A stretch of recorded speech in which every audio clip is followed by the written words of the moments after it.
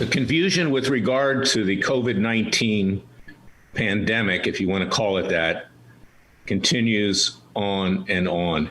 It's true the president hasn't done a good job in managing the pandemic. We have to be candid about that. A new message every single day. But can you imagine what would happen if Joe Biden became president? Yesterday, he made a moronic statement. A brain-dead, moronic statement that but for Trump, no one would have been killed. I'm paraphrasing.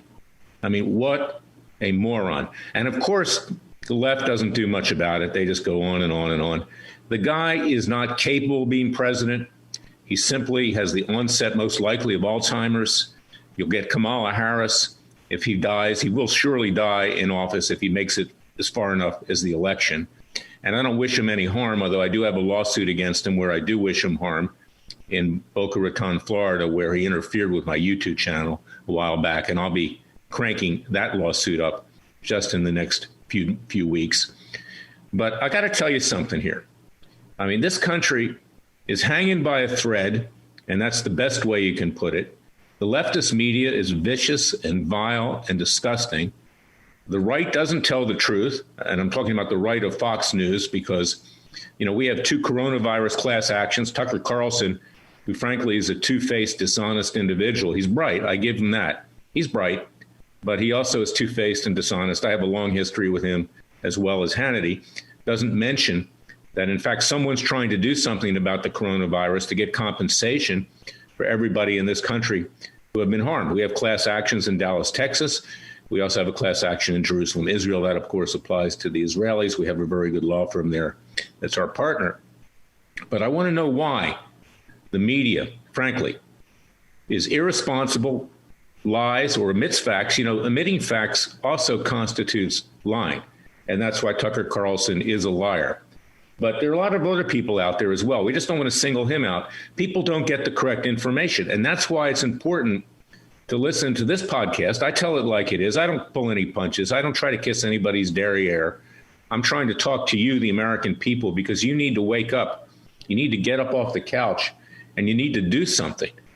Simply reelecting President Trump is not going to do it. I've said personally, I support him. I said personally, I will vote for him. I can't say that as the head of a public interest group, but that's the case.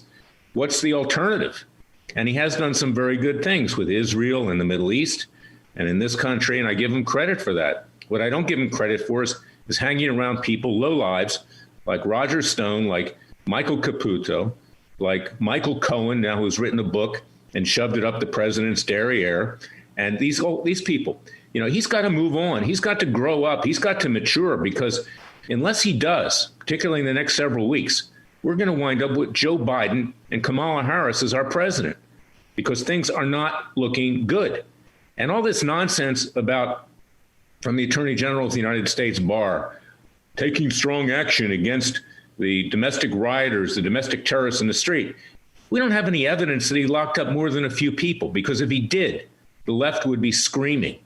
This is a giant charade. The American people are being deceived. We are lied to every single day by every political party, by every media organization, and I'm tired of it. I've written a book. It's called Essays of a Madman. It's the compilation of all my columns throughout the years. You can get that by going to freedomwatchusa.org. But I've also written a new book, which has been in me for a very long time, and I finally put it in writing. It's called It Takes a Revolution, Forget the Scandal Industry. It goes through the rank corruption and deceit of the three branches of government, particularly the federal judiciary. And it tells us how we can clean it up and how we can do something concrete. As I've said before, it's not enough to write a book to make money. Hannity writes his book, Live Free or Die. I call it Live Free or Lie, because it doesn't tell the truth to the American people. It's simply a regurgitation of his nightly monologues, which are the same monologues over and over again with a few words changed, ending with the Democrats are going to throw Granny over the cliff. The same guests, some of them have cleavages, so that, like Sarah Carter, that's about all she's got going for her. And the others on there haven't done anything. But it's time for you to do stuff. You, the American people. That's why I'm critical. That's why, sometimes I sound like I'm angry, because we don't have a lot of time. These domestic terrorists, if and when Trump wins, are going to tear down Our democracy, every city in this country is going to be burning, and we need to have people who can fight back. I've said, go to freedomwatchusa.org. Listen to Alan Keyes last week on the radio show, on a podcast. The president, when there's an insurrection and state and local officials do nothing, has the authority legislatively to take control, to even take control of the police departments, to put this down. He needs to show leadership. President Reagan wouldn't have tolerated this for 24 hours. Remember what he did with the air traffic controllers? They defied him. He dismissed them within minutes. We need someone who just doesn't talk, but someone who acts. And if the president does act, he will win in an overwhelming landslide. Now, I'll talk straight. I'll talk up to him. I haven't talked to him in 4 years, probably because Roger Stone's disparaged me. You know, we have 6 lawsuits against Roger Stone in the courts for defaming Dr. Jerry Corsi and me. I have a long history with him. I don't need to go through it. But the president simply needs to do it on his own. You need to contact him at the White House. You need to tell him, you know, shape up or ship out, because Biden is playing a game here. They've got a lot of money. They're doing a lot of advertising. And frankly, most Americans, regrettably, are not well educated, and they may take this hook, line, and sinker. And what do we wind up with? Someone that's going to open the door to socialism and communism and all kinds of other things, who says that China is just a competitor. The communist Chinese are not just a competitor. The communist Chinese are very smart. They want to destroy us. The Russians want to destroy us. The Iranians hate us even more in terms of their Islamic jihad, their way of thinking. We right now need to have a stable country, and we don't have it.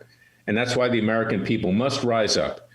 I want you to listen to my weekly broadcast, our radio show, Special Prosecutor with Larry Klayman. You can find it on over 50 stations throughout the United States, podcast at freedomwatchusa.org, freedomwatchusa.org, radioamerica.com. You can find it on Roku, iTunes, Parler, P-A-L-R-E-R, Facebook, Twitter, all over the place.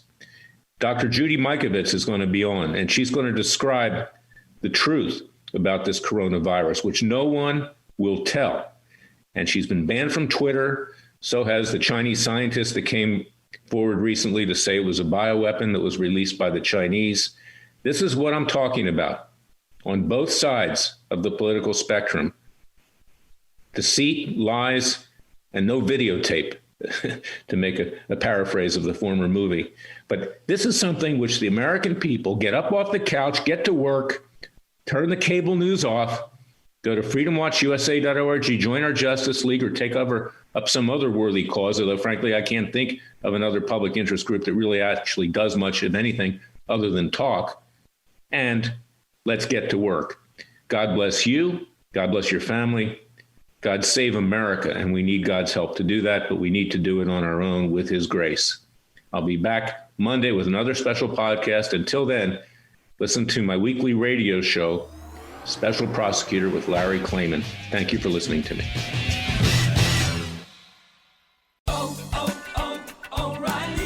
This is Derek's O'Reilly Auto Parts story. After the 3rd time jump-starting my car, I finally realized my battery was dying. So I stopped by O'Reilly to have it checked. They tested it right there in the parking lot. It was bad, real bad. But they helped me find the right battery for my car and even installed it for free. Now my car starts like new. O'Reilly Auto Parts.